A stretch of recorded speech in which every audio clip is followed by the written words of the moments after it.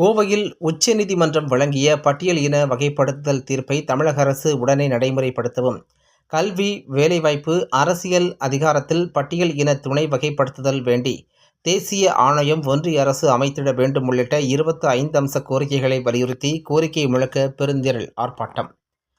இந்திய பட்டியல் இனம் துணை வகைப்படுத்துதல் போராட்டக் குழு சார்பில் தமிழ்நாடு அனைத்து அருந்ததியர் சங்கங்களின் கூட்டமைப்பு மற்றும் மகா தலித் கூட்டமைப்பு, இந்திய கனசங்கம் கட்சி இணைந்து இன்று கோவை தெற்கு வட்டாட்சியர் அலுவலகம் முன்பு 25 அம்ச கோரிக்கை முழக்க ஆர்ப்பாட்டம் நடைபெற்றது.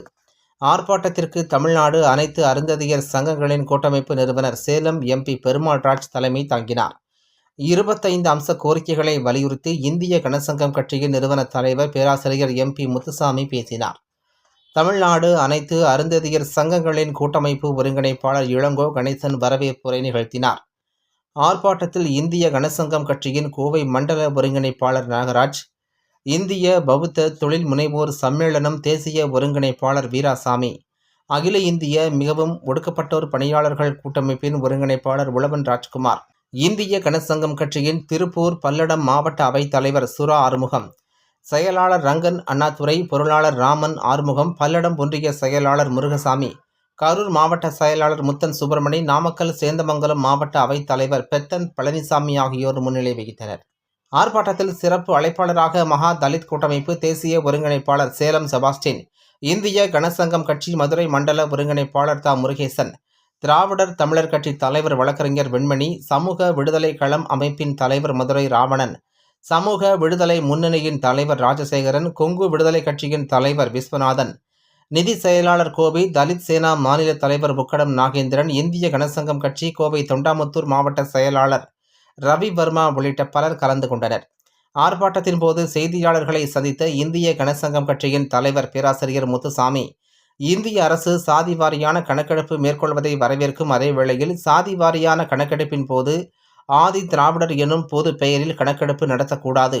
உச்ச நீதிமன்றம் பிறப்பித்த உத்தரவை ஏற்று பட்டியல் என துணை வகைப்படுத்துதல் செய்ய தமிழக அரசு உடனடி நடவடிக்கை மேற்கொள்ள வேண்டும். இல்லாவிட்டால் விரைவில் தமிழகம் தழுவிய அளவில் சட்டமன்ற வாரியாக மனித சங்கிலி போராட்டம் நடத்தப்படும் என தெரிவித்தார். ஆட்சி செய்த பாரதிய தெலுங்கானா சமிதி 11,000 கோடி நிதியை ஒதுக்கியது. ஒவ்வொரு சட்டமன்ற தொகுதிக்கும் 1111 பயனாளிகளுக்கு 10 லட்சம் ரூபாய் மானியம். தமிழ்நாடு அரசு விளம்பரப்படுத்துவதற்காக வெறும் 150 கோடி கடந்த 2024 பட்ஜெட்ல அண்ணல் அம்பேத்கர் திட்டத்துக்கு இந்த முறை ஒரு 20 கோடி சொல்லி அந்த மானிய தொகை யாருக்கு எப்படி அது சூறையாடப்பட்டது என்கிறது தகவல் உரிமை சட்டத்தில் நாங்கள் வாங்கி வைத்திருக்கிறோம். அந்த 150 கோடி எப்படி இவர்கள் கொள்ளையடித்து சென்றார்கள் அண்ணல் அம்பேத்கர். நாங்கள் என்ன சொல்லுகிறோம் என்று கேட்டால், தமிழ்நாடு அரசு 1000 கோடி ரூபாய் ஒதுக்க வேண்டும். பட்ஜெட் 2,42,000 கோடி, அதில் 50,000 கோடி ஒதுக்க வேண்டும் பட்டியலின மக்களுக்கு. அங்க இருக்கக்கூடிய ஆதி திராவிடர் செயலாளர் லட்சுமி பிரியா சொல்லுகிறார், ஆதி திராவிடர் நலத்துறை இயக்குநர் சொல்லுகிறார், உங்களுக்கு துறை அவர்கள் நாங்கள் எல்லாமே சரியா தான் கொண்டு செஞ்சிருக்கோம் சொல்றாங்க. அது முற்றிலும் பொய்யானது. இதுவரைக்கும் தமிழ்நாடு அரசு ஆதி திராவிடருக்கென்று பட்டியலினத்தவருக்கென்று நிதி ஒதுக்கீடு தனி சட்டத்தை இதுவரைக்கும் நிறைவேற்றவில்லை. இந்தியாவில் அனைத்து மாநிலங்களும் நிறைவேற்றப்பட்டுவிட்டது. இங்கே நடப்பது இது ஆதிக்கத்துக்கு எதிர்க்கான யுத்தம்.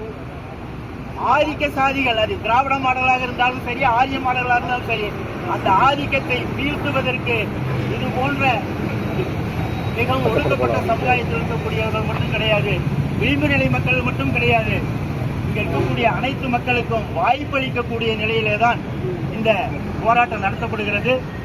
10 லட்சம் ரூபாய் காட்கோலை ஒதுக்கி இருக்கிறார்கள். அதை நாங்கள் 20 லட்சம் ரூபாயை ஒதுக்குங்க. மானியம் வெறும் 2,4 லட்சம் ரூபாய். அந்த மானியம் 20 லட்சம் ரூபாய் மானியமாக ஒதுக்க வேண்டும். பஞ்சமினிலும் 12 லட்சம் ஏக்கர் இருக்குது என்று புள்ளி விவரம் சொல்லுகிறது. ஆனால் எத்தனை ஏக்கர் நீங்கள் இதுவரைக்கும் நீங்கள் மீட்டெடுத்து கொடுத்திருக்கிறீர்கள்? அதுக்கு வெள்ளை அறிக்கை வெளியிட்டீர்களா? மேற்கு மாவட்டத்திலே 10 லட்சம் குடும்பங்கள் வரித்தொழிலையும் பண்ணை தொழிலையும் கடந்த தலைமுறையாக செய்தவருடைய வாழ்வாதாரத்தை அளித்தார்கள். 1962 இன்று நிர்வாகிகள் இருக்கிறார்கள், விவசாய கூலிகளாக இருக்கிறார்கள். எனவே அத்தகைய குடும்பங்களுக்கு தலா 2 ஏக்கர் நிலத்தை தமிழ்நாடு அரசு ஒதுக்க வேண்டும் முன்னுரிமை அடிப்படையில் என்று நாம் சொல்லியிருக்கின்றோம். இது போன்ற ஒவ்வொரு கோரிக்கையும் ஒவ்வொரு தலைவரும் பேசுவார். எனக்கு முன்னிலை வாய்ப்பு அளித்த டாஸ்கோவிற்கு என்னுடைய நன்றி தெரிவித்து முடித்துக் கொள்கிறேன். ஜெய் பீம், ஜெய் பாரத், ஜெய் புத்தா, ஜெய் கணேசன். மகாதலித் கூட்டமைப்பு, அகில இந்திய பட்டியலினை துணை வகைப்படுத்தல் போராட்ட குழு, இந்திய கனசங்க கட்சி இணைந்து நடத்தும் 25 அம்ச கோரிக்கைகளில் மற்றும் சமூக அமைப்புகள், ஜனநாயக அமைப்புகள் இணைந்து நடத்தக்கூடிய 25 அம்ச கோரிக்கை ஆர்ப்பாட்டத்தில் முக்கியமாக இருப்பது, தமிழ்நாடு அரசு உடனடியாக கடந்த 1/8/2024 அன்று உச்சநீதிமன்றம் வழங்கிய பட்டியலின உள்ளிட ஒதுக்கீடு அந்தந்த மாநில அரசுகளுக்கு செய்யும் அதிகாரம் உண்டு என்பதை தெலுங்கானா, கர்நாடகா, ஆந்திரா, பஞ்சாப், ஹரியானா போன்ற மாநிலங்கள் நடைமுறைப்படுத்திக் கொண்டிருக்கக்கூடிய சூழ்நிலையில் தமிழ்நாடு அரசு இன்னும் மெத்தனமாக இருப்பது வருத்தத்தக்கது, மிகவும் கண்டிக்கத்தக்கது. உடனடியாக தமிழ்நாடு அரசு உச்சநீதிமன்றம் வழங்கிய உள்ஒதுக்கீடு தீர்ப்பினை நடைமுறைப்படுத்துவதற்காக உடனடியாக ஒரு ஆணையத்தையும் ஒரு குழுவை அமைக்க வேண்டும். இரண்டாவது, மத்திய அரசு இதர பிற்படுத்தப்பட்ட மக்களுக்கான அந்த துணை வகைப்படுத்துதலுக்கு ரோஹிணி ஆணையத்தினுடைய அந்த நகலை அந்த பரிந்துரையை ஏற்று நடைமுறைப்படுத்துவது போன்று